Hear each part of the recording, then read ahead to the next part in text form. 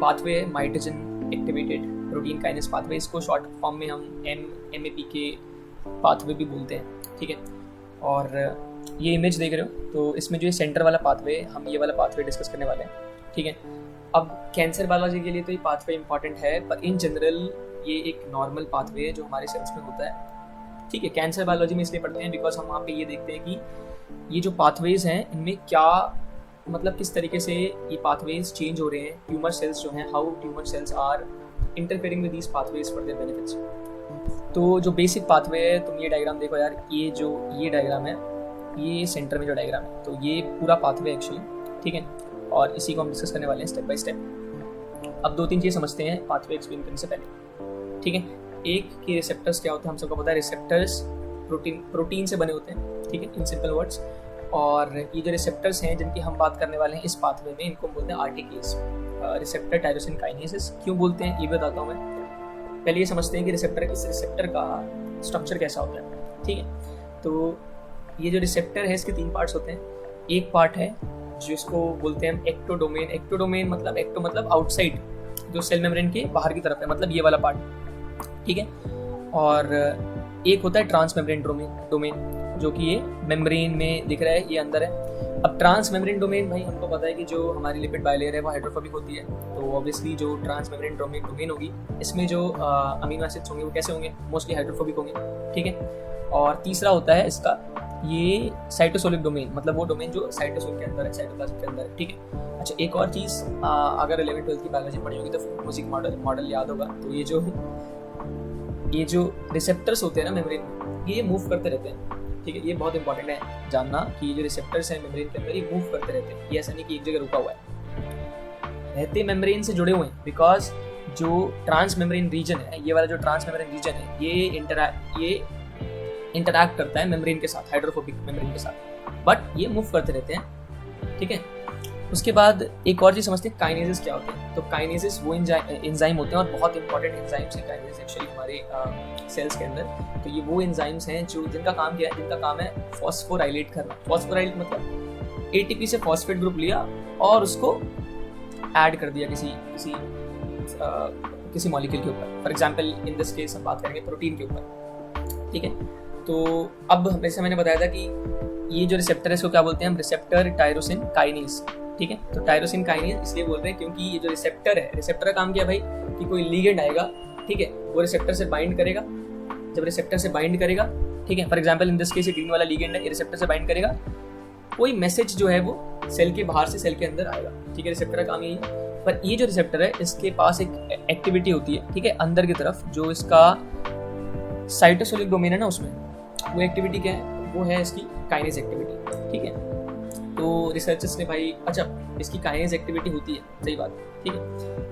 मतलब कि जो फ्लैंकिंग अमीनो एसिड सीक्वेंस होगा ना यहाँ पे साइटोसोलिक डोमेन में, तो इसकी इस पोर्शन की जो है वो टायरोसिन एक्टिविटी है, काइनेस एक्टिविटी है बेसिकली, ठीक है। काइनेस एक्टिविटी मतलब फॉस्फेट ग्रुप ऐड कर सकता है ये दूसरे मॉलिक्यूल पे।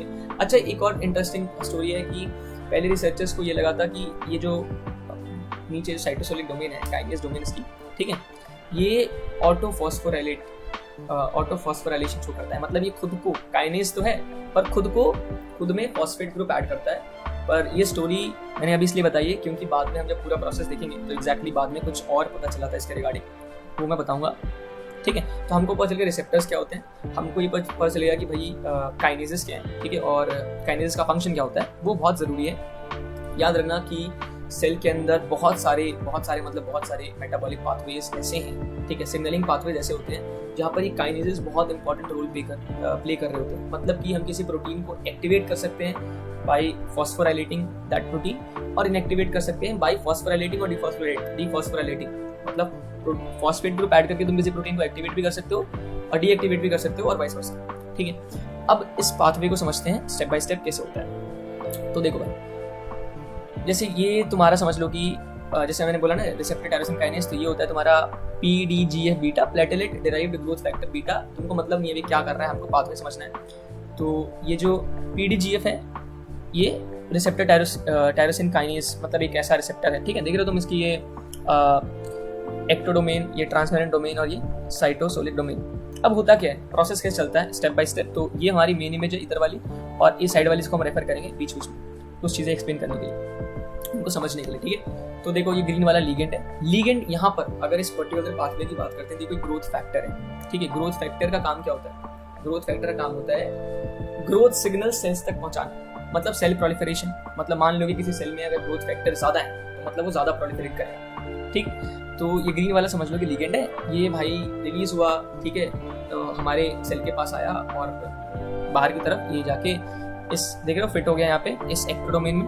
तो ये मैसेज लेके आया, और जब ये अटैच हुआ तो क्या हुआ ये कि इसके अटैचमेंट की वजह से इमेजिन करना कि दो रिसेप्टर है हमारे पास, एक सर्कुलर मेम्ब्रेन है और वहां पर दो रिसेप्टर हैं। इस केस में समझ लो ये दोनों पर्पल वाले रिसेप्टर्स हैं, ठीक है।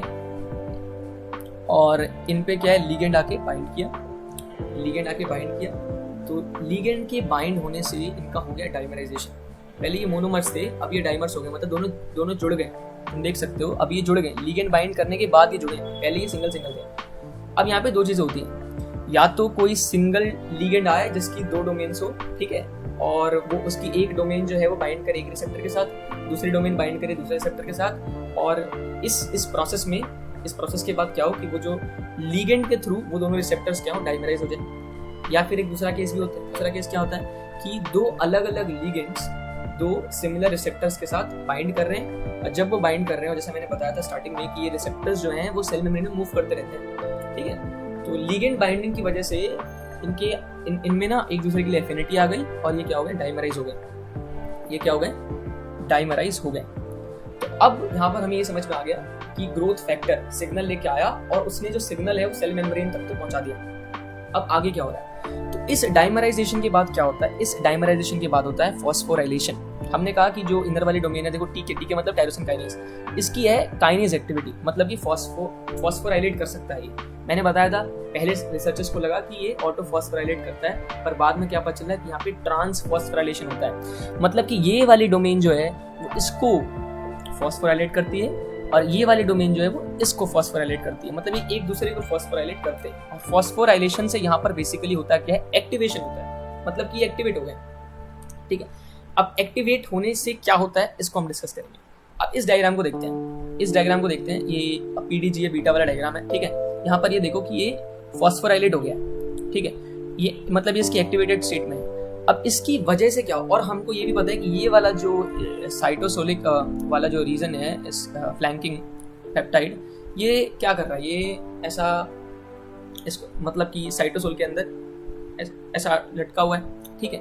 तो अब क्योंकि ये एक्टिवेट हो गया ना, ये एक्टिवेट हो गया है, तो ये इंटरैक्ट कर सकता है। अब ये सिग्नल को इसे ट्रांसमिट करना है, जैसा मैंने बताया कि सिग्नल जो है वो ग्रोथ फैक्टर जो था सिग्नल लेके आया, ये ग्रीन वाला, इसने रिसेप्टर को दिया। अब सेल के अंदर सिग्नलिंग कैसे होनी है, क्योंकि सिग्नल लाने का मतलब क्या है, सिग्नल लाने का मतलब ये है कि सेल के अंदर या तो किसी जीन का फॉर्मेशन, जीन को एक्टिवेट करना है फॉर मेकिंग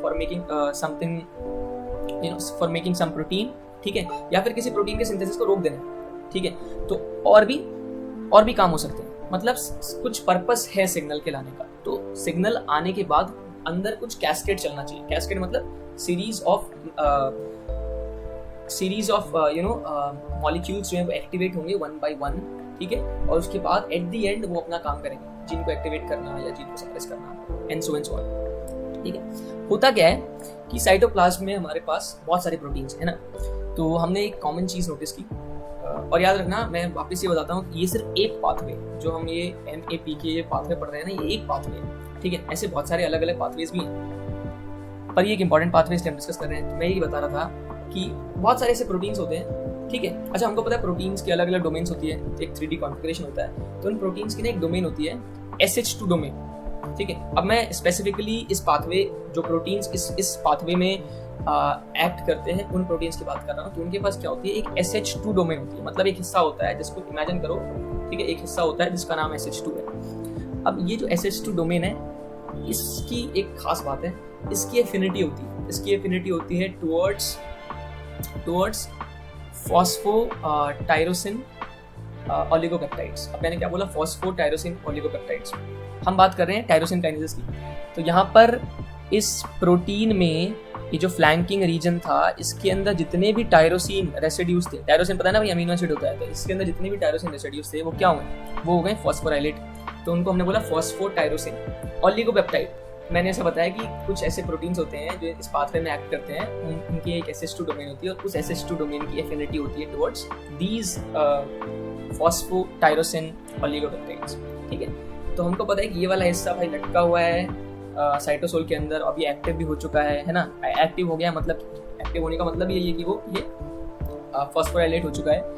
अब वो प्रोटीन्स जो हैं साइटोसोल के एक्सूट जैसा है भाई, तो वो प्रोटीन्स हैं जो इससे आके इंटरैक्ट कर सकते हैं। अब क्योंकि उनकी एफिनिटी है इसके टुवर्ड्स, तो बाई चांस मान लो वो यहाँ पे आते हैं, ठीक है, तो क्या करेंगे, वो इससे अटैच हो जाएंगे, वो इससे क्या हो जाएंगे, अटैच हो जाएंगे। देख रहे हो कितने डिफरेंट टाइप्स ऑफ प्रोटीन्स, ये डायग्राम स्पेसिफिकली इसी चीज के लिए रखा हुआ है मैंने, जस्ट टू शो यू कि कितने डिफरेंट टाइप्स ऑफ प्रोटीन्स हैं which can interact with this particular PDGF receptor different positions पे। मतलब कि फॉस्फोराइलेटेड फॉस्फोटायरोसिन्स के टुवर्ड्स इनकी एफिनिटी तो है, पर उसमें जो अमीनो एसिड की पोजीशन है वो मैटर करती है। फॉर एग्जांपल यहाँ पे 579 और 581 के पास देखो SRC जाके इंटरैक्ट कर रहा है। सिमिलरली यहाँ पर ये 1021 के पास आके PLC गामा इंटरैक्ट कर रहा है। तो इससे ये पता चलता है कि एक ग्रोथ फैक्टर एक रिसेप्टर से अटैच होके कितने सारे मॉलिक्यूल्स को एक्टिवेट कर सकता है, और वो मॉलिक्यूल्स फर्दर कितने मॉलिक्यूल्स को एक्टिवेट करेंगे आगे ये हम देखते हैं। ठीक है, तो वैसा ही एक प्रोटीन, एग्जाम्पल के लिए मैंने एक प्रोटीन रखा हुआ है जो है ये SH2 GRB2 प्रोटीन। अब GRB2 प्रोटीन भी बहुत इंपॉर्टेंट प्रोटीन है। अब इसके बारे में बेसिकली मैं इसके स्ट्रक्चर के बारे में 2-3 चीजें बताऊंगा बस, ठीक है, और इसके बारे में कुछ जानना हो कि इसका क्या इंपॉर्टेंस है तो गूगल कर लेना है। ठीक है, तो इस प्रोटीन के स्ट्रक्चर में एक SH2 डोमेन होती है, हमको पता है SH2 डोमेन का फंक्शन क्या होता है, इनकी एफिनिटी होती है towards phosphotyrosine residues oligopeptides obviously, and 2 SH3 domains होती है। अभी SH3 डोमेन्स का क्या फंक्शन है भाई, ये किसकी होती है, तो SH3 डोमेन की एफिनिटी होती है प्रोलीन रिच रीजन की तरफ। मतलब अगर कोई ऐसा प्रोटीन है जिसमें ज्यादा प्रोलीन है, या एक प्रोटीन जिसके अंदर कोई ऐसा हिस्सा है जहाँ पे प्रोलीन ज्यादा अमाउंट में, ठीक है, तो उस पोर्शन पे इस SH3 की एफिनिटी होती है। तो तुम ये देख रहे हो कि कैसे सिग्नल आगे ट्रांसमिट होगा, ये देखना। तो जो ये GRB2 है ये आके बाइंड करता है हमारे रिसेप्टर से, ठीक है, क्योंकि भाई इसकी एफिनिटी है टुवर्ड्स ये फॉस्फोराइलेटेड टायरोसिन रेसिड्यूज के टुवर्ड्स इसकी एफिनिटी है। ये देखो यहाँ बाइंड कर गया, ठीक है, और इसका इस GRB2 का जो SH3 डोमेन है वो इंटरैक्ट कर रहा है इस SOS से, जो कि है ग्वानिन एक्सचेंज फैक्टर। क्या फंक्शन होता है ग्वानिन एक्सचेंज फैक्टर का, और अगर तुम्हें रैस पता है, ठीक है, तो तुम्हें पता होगा, नहीं पता है तो मैं बताता हूँ अभी रैस कैसे काम करता है, ठीक है, पर हम अभी बात करेंगे इसके बारे में। पर ये समझ लो कि इसमें ये प्रोटीन रिच रीजन है और उस रीजन में इस SH3 की एफिनिटी है उस रीजन के टुवर्ड्स, तो ये उससे इंटरैक्ट कर सकता है, उससे बाइंड कर गया। तो देखो सिग्नल जो था एक ग्रोथ फैक्टर से आया और वहाँ पे मेम्ब्रेन के थ्रू होते हुए, मतलब कि रिसेप्टर के थ्रू होते हुए SH2 तक पहुंच चुका है, SH2 से SOS तक पहुंच चुका है। कैसे कैस्केड चल रहा है एक मॉलिक्यूल का, रिसेप्टर एक्टिवेट हो रहा है, टायरोसिन काइनेज डाइमराइजेशन के बाद SH2 मतलब GRB2 का जो SH2 डोमेन है वो रिसेप्टर के साइटोसोलिक रीजन से इंटरैक्ट कर रहा है, और उसका SH3 डोमेन इस ग्वानिन न्यूक्लियोटाइड एक्सचेंज फैक्टर से इंटरैक्ट कर रहा है, यहाँ तक पहुंच चुका है। अब सिग्नल आगे कैसे मूव करता है, तो हमारे जो ये ना रास प्रोटीन्स है, ठीक है, रास प्रोटीन्स ये मेम्ब्रेन के इनर साइड में लगे हुए होते हैं, ठीक है, इनएक्टिव स्टेट मतलब कि इसको समझते हैं रैस कैसे काम करता है पहले, उसके बाद हम आगे मूव करेंगे सिग्नल कैसे ट्रांसमिट करता है। तो रैस सिंपल यार, रैस मैंने बताया कि मेम्ब्रेन की इनर साइड में चिपका हुआ होता है, समझ लो लटका हुआ होता है, और उससे अटैच होता है GDP अटैच होने का मतलब है कि रैस जो है वो इनएक्टिव है, ठीक है। अब जो ये guanine nucleotide exchange factor GEF होता है, इसका काम क्या होता है, इसका काम होता है रैस से GDP को हटा देना। अब सेल में GDP की कॉन्सेंट्रेशन GDP के रिलेटिव ज्यादा होती है, तुमने GDP हटा दिया तो GDP जाके रैस से बाइंड कर जाता है। तो जब GDP बाइंड कर जाता है रैस से, तो रैस क्या हो गया, एक्टिवेट हो गया, एक्टिव फॉर्म में आ गया, ठीक है। अब एक्टिव फॉर्म में आ गया, वो आगे फिर डाउनस्ट्रीम सिग्नलिंग आगे कुछ काम करेगा, हम मेन पाथवे में देखेंगे इसको। पर ये समझ लो कि रैस जो है वो एक स्विच की तरह काम करता है, बाइनरी स्विच की तरह, एक्टिव इनएक्टिव 2 फॉर्म्स में एग्जिस्ट करता है। उसके बाद ऑब्वियस सी बात है, हम जब रैस पाथवे की बात कर रहे हैं भाई यहाँ पे, तो ये जो रैस है उसको ये जो गैप है, ठीक है, ये एक्चुअली GTPase है, तो ये क्या करता है कि यहाँ से GTP रिमूव कर देता है, वापस GTP से बाइंड कर जाता है और ये वापस इनएक्टिव स्टेट में चला जाता है। मतलब सिग्नल अपना सिग्नल ट्रांसमिट करने के बाद ये वापस रिसाइकिल हो गया एक तरीके से। ठीक है, अब यहाँ पर आते हैं, तो यहाँ पर हमने क्या देखा कि यहाँ पर फोकस करते हैं एग्जैक्टली कि जो SOS है, SOS क्या है, ग्वानिन एक्सचेंज फैक्टर है, वो SH3 डोमेन से क्या हो गया, बाइंड कर गया। अब क्योंकि वो SH3 डोमेन से बाइंड कर गया तो ये एक्टिव हो गया, और एक्टिव होने के बाद ये अपना काम करेगा भाई। अपना काम क्या है कि पास में, क्योंकि मैंने ऐसा बताया कि भाई रिसेप्टर्स मूव करते रहते हैं, ठीक है, तो ये RAS भी मेम्ब्रेन से अटैच है भाई, वो भी मेम्ब्रेन फ्लूइड है, तो वो भी मेम्ब्रेन के साथ मूव करता रहता है। जब ये पास में आते हैं तो ये क्या करेगा, GTP को रिमूव कर देगा और GTP अटैच हो जाएगा RAS से, और जो ये RAS प्रोटीन है वो क्या हो गया, एक्टिव हो गया। ठीक है, यहाँ पर एक और मेथड होता है, ये दूसरे डायग्राम में देखते हैं कि या तो डायरेक्ट एक्टिवेशन हो सकता है, एक इनडायरेक्ट मेथड ये होता है कि मान लो कि यहाँ पे एक SH2 protein, same process same है कि SH2 प्रोटीन है, ये SH2 प्रोटीन मतलब कि SH2 प्रोटीन कह रहा हूँ, सॉरी, SHC प्रोटीन है जिसका SH2 डोमेन है। SH2 डोमेन की एफिनिटी होती है टुवर्ड्स दिस फॉस्फोराइलेटेड टायरोसिन्स, तो उनसे अटैच होगा। ठीक है, और फिर ऑब्वियसली इसके पास भी एक फॉस्फोराइलेटेड टायरोसिन्स होने चाहिए सो दैट हमारा GRB इससे अटैच हो सके। मतलब डायरेक्टली इस केस में डायरेक्टली GRB हमारे रिसेप्टर से अटैच हो रहा है, ठीक है, और इस केस में इनडायरेक्टली अटैच हो रहा है थ्रू SH2। बाकी यहाँ तक प्रोसेस सेम है। ठीक है, तो हमारा जो सिग्नल था वो सिग्नल कहाँ तक पहुँच गया, वो सिग्नल पहुँच गया RAS तक। अब RAS से सिग्नल आगे कैसे मूव करता है समझते हैं, अब थोड़ा इमेजिन करना। ठीक है, सो RAS on activation further activates RAF kinase. कैसे करता है, तो RAS से जब GTP बाइंड करती है उसकी अफेक्टर लूप्स होती हैं वो एक्सपोज हो जाती हैं। ठीक है, और ये जो RAF काइनेज है ये उसकी अफेक्टर लूप से बाइंड करता है। ठीक है, और एक्टिवेट हो जाता है। अब ये जो RAF काइनेज है ये काइनेज है, पर ये एक सीरीन थ्रियोनिन काइनेज है। मतलब कि ये प्रोटीन को फॉस्फोराइलेट करता है एट वहाँ पर जहाँ पर सीरीन या थ्रियोनिन रेसिड्यूज होते हैं अमीनो एसिड के। ठीक है, तो what is the current situation, अभी केस ये है कि जो RAF है it is attached to the membrane के इनर साइड से अटैच्ड है वाया RAS प्रोटीन। ठीक है, एंड होता क्या है, कुछ सेकेंडरी प्रोटीन्स हैं, ठीक है, they phosphorylate and dephosphorylate the की amino acids in this RAF kinase और which led to the activation of this RAF kinase। कैसे एक्टिवेट होता है, बिकॉज फॉस्फोराइलेशन और डीफॉस्फोराइलेशन की वजह से कहाँ पर हो रही है, किस पोजीशन पर हो रही है, we don't bother for now. इसका 3 डायमेंशनल कॉन्फ़िगरेशन चेंज हो जाता है और and because of this it gets activated and then it activates MEK। So MEK is another kinase and another kinase. ये हम लाइक यू कैन नोटिस कि इस पूरे पाथवे में एक काइनेज दूसरे काइनेज को एक्टिवेट कर रहा है, तो जो most of the members are kinase only. ठीक है, तो इसलिए मैंने बोला था कि काइनेज बहुत इंपॉर्टेंट है इस पाथवे में, नहीं बहुत सारे पाथवे में। ठीक है, उसके बाद ये जो MEK है it has a dual specificity kinase बोलते हैं इसको। क्यों बोलते हैं, because it has serine threonine residues, not has, it can phosphorylate serine threonine residues as well as it can phosphorylate tyrosine residues। Basically kinases के लिए like एक point समझते हैं, जो most of the kinases हैं हमारे cells के अंदर they can phosphorylate serine threonine residues in a protein। ठीक है, most of the kinases, ठीक है, बहुत कम less than 1% ऐसे हैं those can phosphorylate tyrosine residues। ठीक है, तो ये टायरोसिन काइनेजेस जो हैं वो स्पेशल काइनेजेस हैं जो हमको सिर्फ ये माइटोजन वाले पाथवेज में ही दिखते हैं। ठीक है, तो हमारा जो MEK है इट हैज़ ड्यूअल एक्टिविटी, ये सीरीन थ्रियोनिन रेसिड्यूज को भी फॉस्फोराइलेट कर सकता है, टायरोसिन रेसिड्यूज को भी फॉस्फोराइलेट कर सकता है।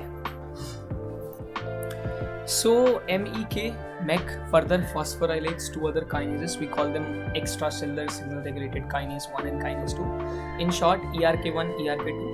and on phosphorylation MEK ने क्या किया, ERK1 ERK2 को phosphorylate किया, and on phosphorylation ये जो ERK1 ERK2 है they get activated and then they phosphorylate another substrates, because ये ERK1 ERK2 ये भी क्या है, kinases हैं, so they phosphorylate other substrates including transcription factors को भी वो एक्टिवेट करते हैं, डीएक्टिवेट करते हैं। तो मतलब कि देन ये फर्दर बहुत सारे अलग अलग सिग्नलिंग पाथवेज में पार्टिसिपेट कर सकते हैं और अलग अलग वेज में सेल की ग्रोथ को अफेक्ट कर सकते हैं।